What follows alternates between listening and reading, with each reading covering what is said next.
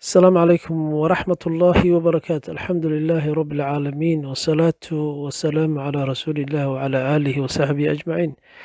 إخوتي وحرمنا إنك هذا الله وحير ولا الله الدنيا الدافة هذا يقرقي سنة فضل قرآن كولي هي أهمية أولي رنتي لمسه كوبي كرو وحوي الله سبحانه وتعالى يا كتل مامي في سورة الرعد الذين آمنوا وتطمئن قلوبهم بذكر الله ألا بذكر الله تطمئن القلوب. marka aayaddaas waxay tilmaamaysaa waxa waaye qalbiga bini aadanka ayuu dejiyaa. sidoo kale rasuulkeena wuxuu tilmaamay sala allahu calayhi wasalam qofka qur'aanka waxa uu la mid yahay sida ma aragtay uu tilmaamay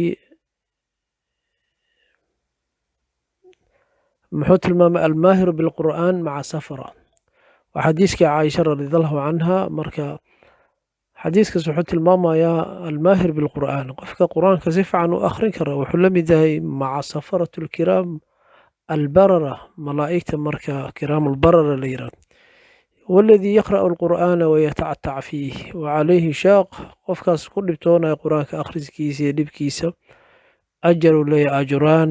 marka waxa waaye faa'iidada uu leeyahay waa faa'iidadaas.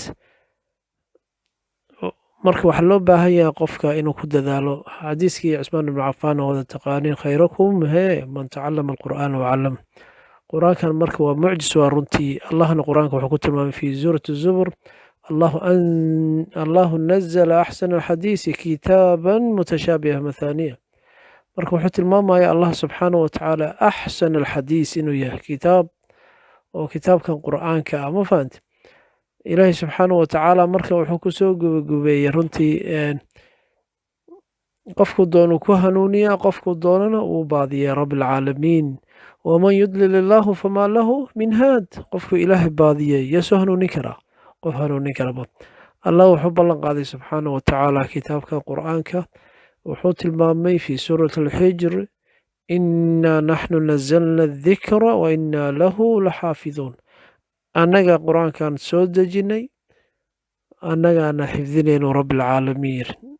marka sidaa daraaddeed qur'aanka waa mucjis runtii wuxuu wax walbuu ka hadlay qasas baa ka buuxa dadkii naga horreeyey wax mustaqbalka la sugi doona.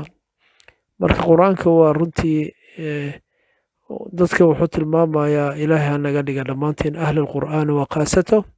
sidaa daraaddeed marka waxaan u baahannahay inaan qur'aanka ku tadabburno malaa'igta ayaad usoo daadegtaa nuzuulu lmalaa'ika cinda alijmaaci litawaa'i qur'aan waa la socotiin xadiiska imaam muslim wuxuu tilmaamayaa xadiiskaas can abi hurayrata radiallahu qaal qaala rasuulu sala allah wama ijtamaca qowmun fii beyti min buyuuti illaahi dadku ma kulmaana la yidhi beytka allah subxaanahu watacaala yatluuna kitaab allahi kitaabkaa la akhrina wayatadaarasuunahu ay maaragtay wada daraasaynayaan baynahum ilaa nazalat calayhim sakiina. marka waxaa ku soo degaysa waxaa waaye sakiina wa khashiyatum araxma wa xafatum almalaa'ikata wadakara allahu fiima cinda. marka sidaa daraaddeed halkaas waxay tilmaamaysaa xabiibkeeni mustafa sala allahu calayhi wasalam qur'aankan aad arkayso waa mucjis ilaahay bal wuxuu ku yiraahday suurat albaqara iyo aayado la mid ah ma keeni karaan aaya suuradna ma keeni karaan wax la midna ma keeni kara qur'aanka iskama hor imaado runtii qur'aanka ma ahan waxa isaga iska hor imaanayo oo tanaaqud ah laakiin bani aadanka ayaa aragtidooda isduqaysa.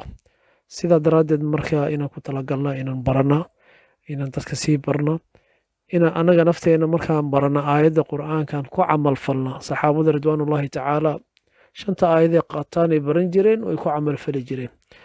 marka annaga waxaa looga baahan yahay inaan sidaas qaadna laakiin marartu la adri waxba tari mayso intaan qur'aan badan xifdina oo qur'aanka dhammayna waa fiican yahay in la dhammeeya haddana laakiin aan macnihiisa la fahmaynin oo maaragtay wuxuu kaa reebayaad samaynayso oo maaragtay adigoo ahli qur'aan oo salaada tukanayn oo qofkii taariku salaadkii lagu sheegay qur'aankii waa musiibooyinkeena haystay ka mid tahay. marka ilaah waxaan ka rajayn ani idinkaba in ilaahay subxaanahu watacaala fadligaas tirada badan una siiyo. ilaahay waxaan ka rajaynaynaa subxaanahu watacaala meel kastoo joognaba inuu qur'aanka barashadiisa noo fududeeyo. wasala allahu calaa sayidina maxamed